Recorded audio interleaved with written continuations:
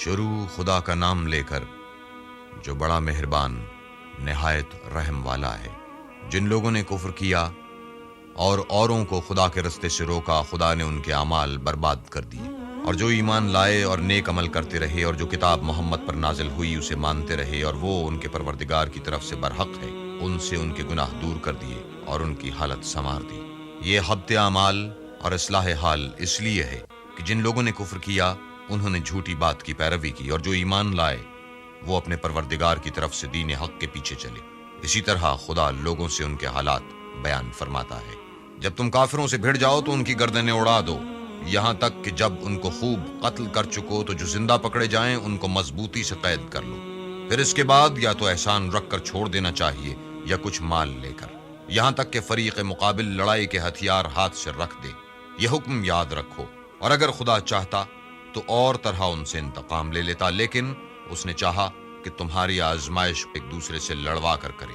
اور جو لوگ خدا کی راہ میں مارے گئے ان کے عملوں کو ہرگز ضائع نہیں کرے گا، بلکہ ان کو سیدھے رستے پر چلائے گا اور ان کی حالت درست کر دے گا، اور ان کو بہشت میں جس سے ان کو شناسا رکھا ہے داخل کرے گا۔ اے اہل ایمان، اگر تم خدا کی مدد کرو گے تو وہ بھی تمہاری مدد کرے گا اور تم کو ثابت قدم رکھے گا، اور جو کافر ہیں ان کے لیے ہلاکت ہے اور وہ ان کے اعمال کو برباد کر دے گا۔ یہ اس لیے کہ خدا نے جو چیز نازل فرمائی انہوں نے اس کو ناپسند کیا تو خدا نے ان کے اعمال لکارت کر دیے۔ کیا انہوں نے ملک میں سیر نہیں کی تاکہ دیکھتے کہ جو لوگ ان سے پہلے تھے ان کا انجام کیسا ہوا؟ خدا نے ان پر تباہی ڈال دی،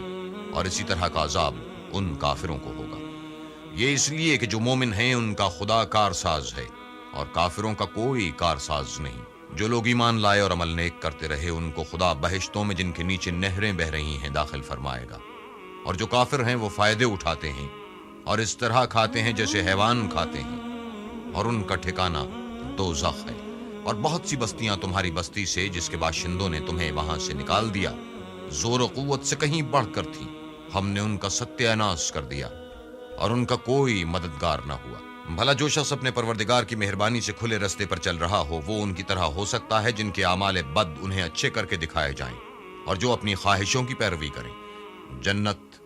جس کا پرہیزگاروں سے وعدہ کیا جاتا ہے اس کی صفت یہ ہے کہ اس میں پانی کی نہریں ہیں جو بو نہیں کرے گا، اور دودھ کی نہریں ہیں جس کا مزہ نہیں بدلے گا، اور شراب کی نہریں ہیں جو پینے والوں کے لیے سراسر لذت ہے، اور شہد مصفا کی نہریں ہیں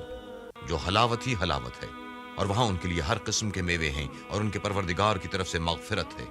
کیا یہ پرہیزگار ان کی طرح ہو سکتے ہیں جو ہمیشہ دوزخ میں رہیں گے، اور جن کو کھولتا ہوا پانی پلایا جائے گا تو ان کی آنتڑیوں کو کاٹ ڈالے گا؟ اور ان میں بعض ایسے بھی ہیں جو تمہاری طرف کان لگائے رہتے ہیں یہاں تک کہ سب کچھ سنتے ہیں، لیکن جب تمہارے پاس سے نکل کر جاتے ہیں تو جن لوگوں کو علم دین دیا گیا ہے ان سے کہتے ہیں کہ بھلا انہوں نے ابھی کیا کہا تھا؟ یہی لوگ ہیں جن کے دلوں پر خدا نے مہر لگا رکھی ہے اور وہ اپنی خواہشوں کے پیچھے چل رہے ہیں، اور جو لوگ ہدایت یافتہ ہیں ان کو وہ ہدایت مزید بخشتا ہے اور پرہیزگاری عنایت کرتا ہے۔ اب تو یہ لوگ قیامت ہی کو دیکھتے ہیں کہ ناگہاں ان پر آ واقع ہو، سو اس کی نشانیاں وقوع میں آ چکی ہیں، پھر جب وہ ان پر آ نازل ہوگی اس وقت انہیں نصیحت کہاں مفید ہو سکے گی۔ بس جان رکھو کہ خدا کے سوا کوئی معبود نہیں، اور اپنے گناہوں کی معافی مانگو، اور مومن مردوں اور مومن عورتوں کے لیے بھی، اور خدا تم لوگوں کے چلنے پھرنے اور ٹھہرنے سے واقف ہے۔ اور مومن لوگ کہتے ہیں کہ جہاد کی کوئی صورت کیوں نازل نہیں ہوتی،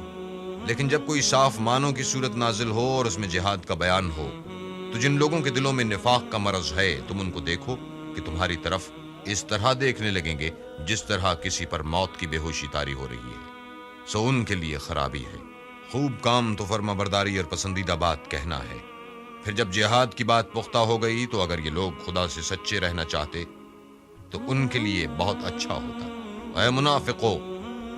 تم سے عجب نہیں کہ اگر تم حاکم ہو جاؤ تو ملک میں خرابی کرنے لگو اور اپنے رشتوں کو توڑ ڈالو۔ یہی لوگ ہیں جن پر خدا نے لعنت کی ہے اور ان کے کانوں کو بہرا اور ان کی آنکھوں کو اندھا کر دیا ہے۔ بھلا یہ لوگ قرآن میں غور نہیں کرتے یا ان کے دلوں پر قفل لگ رہے ہیں؟ جو لوگ راہ ہدایت ظاہر ہونے کے بعد پیٹھ دے کر پھر گئے، شیطان نے یہ کام ان کو مزین کر دکھایا اور انہیں طول عمر کا وعدہ دیا۔ یہ اس لیے کہ جو لوگ خدا کی اتاری ہوئی کتاب سے بیزار ہیں یہ ان سے کہتے ہیں کہ بعض کاموں میں ہم تمہاری بات بھی مانیں گے، اور خدا ان کے پوشیدہ مشوروں سے واقف ہے۔ تو اس وقت ان کا کیسا حال ہوگا جب فرشتے ان کی جان نکالیں گے اور ان کے منہوں اور پیٹھوں پر مارتے جائیں گے۔ یہ اس لیے کہ جس چیز سے خدا ناخوش ہے یہ اس کے پیچھے چلے اور اس کی خوشنودی کو اچھا نہ سمجھا، تو اس نے بھی ان کے عملوں کو برباد کر دیا۔ کیا وہ لوگ جن کے دلوں میں بیماری ہے یہ خیال کیے ہوئے ہیں کہ خدا ان کے کینوں کو ظاہر نہیں کرے گا؟ اور اگر ہم چاہتے تو وہ لوگ تم کو دکھا بھی دیتے اور تم ان کو ان کے چہروں ہی سے پہچان لیتے اور تم انہیں ان کے انداز گفتگو ہی سے پہچان لوگے، اور خدا تمہارے اعمال سے واقف ہے۔ اور ہم تم لوگوں کو آزمائیں گے تاکہ جو تم میں لڑائی کرنے والے اور ثابت قدم رہنے والے ہیں ان کو معلوم کریں اور تمہارے حالات جانچ لیں۔ جن لوگوں کو سیدھا رستہ معلوم ہو گیا اور پھر بھی انہوں نے کفر کیا اور لوگوں کو خدا کی راہ سے روکا اور پیغمبر کی مخالفت کی، وہ خدا کا کچھ بھی بگاڑ نہیں سکیں گے، اور خدا ان سب کا کیا کرایا اکارت کر دے گا۔ مومنو، خدا کا ارشاد مانو اور پیغمبر کی فرما برداری کرو اور اپنے عملوں کو ضائع نہ ہونے دو۔ جو لوگ کافر ہوئے اور خدا کے رستے سے روکتے رہے پھر کافر ہی مر گئے، خدا ان کو ہرگز نہیں بخشے گا۔ تو تم ہمت نہ ہارو اور دشمنوں کو صلح کی طرف نہ بلاؤ، اور تم تو غالب ہو اور خدا تمہارے ساتھ ہے، وہ ہرگز تمہارے اعمال کو کم اور گم نہیں کرے گا۔ دنیا کی زندگی تو محض کھیل اور تماشا ہے، اور اگر تم ایمان لاؤ گے اور پرہیزگاری کرو گے تو وہ تم کو تمہارا اجر دے گا اور تم سے تمہارا مال طلب نہیں کرے گا۔ اگر وہ تم سے مال طلب کرے اور تمہیں تنگ کرے تو تم بخل کرنے لگو اور وہ بخل تمہاری بدنیتی ظاہر کر کے رہے۔ دیکھو، تم وہ لوگ ہو کہ خدا کی راہ میں خرچ کرنے کے لیے بلائے جاتے ہو، تو تم میں ایسے شخص بھی ہیں جو بخل کرنے لگتے ہیں، اور جو بخل کرتا ہے اپنے آپ سے بخل کرتا ہے،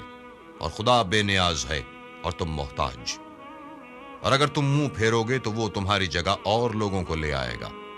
اور وہ تمہاری طرح کے نہیں ہوں گے۔